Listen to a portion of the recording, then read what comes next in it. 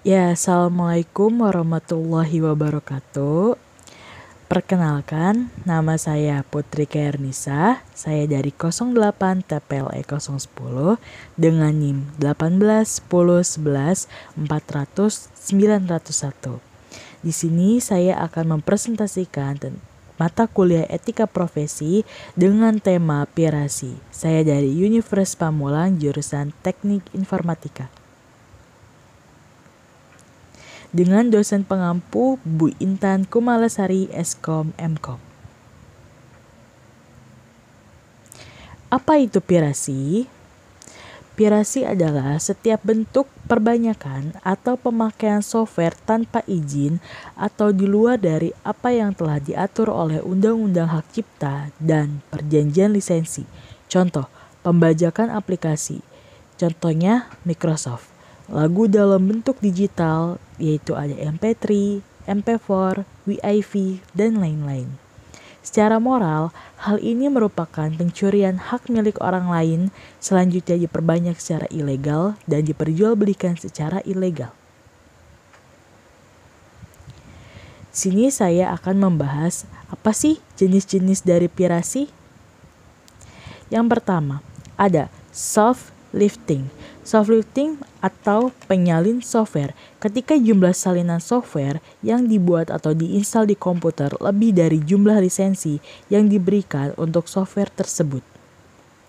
Yang kedua ada counterfeiting atau pemalsuan atau peniruan, yaitu penggunaan logo dan merek dagang Microsoft oleh pihak lain seperti memproduksi kembali software berikut pembungkusnya sehingga pembeli keliru dan percaya kalau barang yang mereka beli itu adalah asli.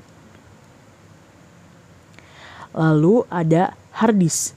Jenis pembajakan ini yaitu pembajakan software yang biasanya dilakukan oleh penjual komputer yang tidak mau memiliki atau yang tidak memiliki lisensi untuk komputer yang mereka jual.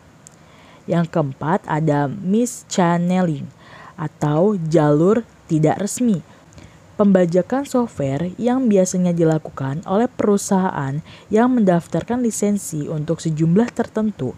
Pada kenyataannya, software yang terpasang tersebut berbeda jumlah dengan lisensi yang mereka miliki. Dan yang terakhir ada internet pirasi atau pembajakan internet. Pembajakan ini dilakukan dengan media internet. Media ini digunakan untuk menyebarkan, mengiklankan, memperoleh atau menawarkan perangkat lunak yang telah dibajak dengan tujuan untuk mendapatkan keuntungan. Selanjutnya, contoh kasus pirasi. Di sini saya mengambil contoh kasus dari pembajakan, yaitu pembajakan film dari Warkop DKI Reborn. Terduga pembajak film Warkop DKI Reborn terancam hukuman berat. Polisi tangkap pembajak film Warkop DKI Reborn. Apa aja sih rangkuman kasusnya? Yaitu pembajakan film ini terjadi pada tahun 2016. Tersangka berinisial P, wanita berusia 31 tahun. Tapi kabarnya katanya ada 2 orang tersangkanya. Siapa yang tahu? Yang melapor adalah Falcon Pictures atau rumah produksi yang menggarap film Warkop DKI Reborn. Kasus pembajakan film Pasal 9 huruf B Undang-Undang Nomor 28 Tahun 2014 tentang Hak Cipta dinyatakan bahwa yang termasuk perbuatan pengadaan diantaranya perekaman menggunakan kamera video dalam gedung bioskop dan tempat pertunjukan langsung. Selain itu, masih dalam pasal yang sama jika diatur mengenai sejumlah pelanggaran antara lain penerbitan ciptaan, pendistribusian ciptaan, serta pengumuman ciptaan untuk penggunaan komersial. Banyak juga ya. Rangkuman kasusnya. Di balik jumlah penonton yang menembus 5 juta, Warkop DKI Reborn atau Jangkrik Bos punya masalah pembajakan. Seorang merekamnya langsung di bioskop dan menyebarkan melalui media sosial atau Bigolive. Pembajakan membuat film yang dibintangi oleh Abimana Arsetya, Vino G. Bastian, dan Tora Sudiro itu merugi. Kabarnya sih rugi sampai 20 M loh. Banyak banget ya. Falcon Pictures langsung melaporkan masalah itu ke Polda Metro Jaya Selasa 27 bulan 9. Subdirektorat Reserse Cybercrime Direktorat Reserse Kriminal Khusus Polda Metro Jaya menangkap seorang wanita berinisial PL berumur 31 tahun yang diduga melakukan pembajakan film Warkop DKI Reborn Jangkrik Bos. PL berprofesi sebagai Sales Promotion Girl atau SPG. Direktur Reserse Kriminal Khusus Polda Metro Jaya, Komisaris Besar Fadil Imran, menjelaskan aksi pembajakan dilakukan PL saat menonton film tersebut di Ambarukmo Plaza, Yogyakarta. Ancaman hukuman 9 tahun dengan denda 3 miliar kita lapis dengan UU Hak Cipta, ujarnya. Dalam Undang-Undang Hak Cipta, pelaku bahkan diancam penjara 10 tahun dengan denda sebesar 4 miliar. Ucap Lydia. Selanjutnya, bagaimana sih cara menghindari pelanggaran hak cipta? 1. Mengajukan permintaan izin secara tertulis dari pemegang hak cipta berisi informasi spesifik tentang karya yang akan digunakan dan bagaimana penggunanya, dan tentunya mendapatkan izin pemegang hak cipta secara tertulis. Yang kedua, mencantumkan sumber karya tulis. Untuk pengutipan karya tulis dapat dicantumkan dalam teks, di catatan kaki, dan di akhir karya tulis dengan informasi sekurang-kurangnya terdiri atas nama pencipta, judul, atau nama ciptaan, dan nama penerbit jika ada ya. Yang ketiga, memberikan kompensasi atas karya cipta berbayar sesuai yang ditetapkan oleh pemegang hak cipta.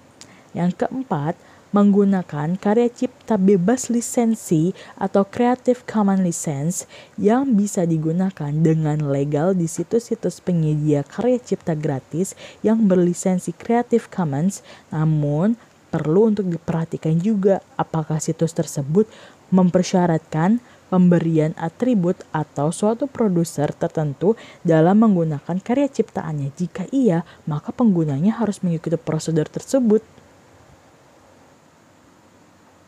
Kesimpulan yang dapat saya ambil dari contoh kasus Warkop DKI Reborn atau Jangkrik Bos adalah lebih baik kita minta izin dulu ya kepada pihak film atau pembuat film atau apapun itu jika kita ingin menyebarluaskan film tersebut ke sosial media, karena itu benar-benar membuat mereka merugi, di mana mereka sudah capek-capek mengeluarkan uang, mengeluarkan ide, dan lain-lain untuk mereka publikasikan kepada kalian.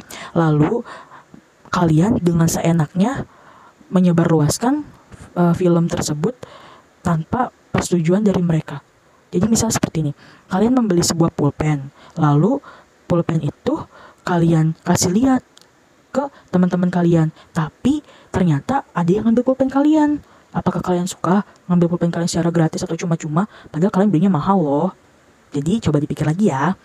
Yang intinya kalian mengajukan permintaan izin secara tertulis atau mencantumkan sumber karya tulis atau memberikan kompensasi atas karya ciptaan mereka. Balik lagi sih, kalau untuk film atau apapun itu atau lagu, kalau menurut aku pribadi jangan disebarluaskan ya kalau memang tanpa izin mereka. Intinya kita tidak boleh melakukan pembajakan atau penyalinan atau pemalsuan. Terima kasih. Sekian dari saya. Kurang lebihnya mohon maaf. Kalau ada kata-kata yang salah atau yang kurang, tolong dikoreksi di komentar ya. Kalau ada pertanyaan juga, cantumkan di kolom komentar ya. Jangan lupa. Terima kasih. Saya Putri Karnisa dari Univers Pamulang jurusan Teknik Informatika.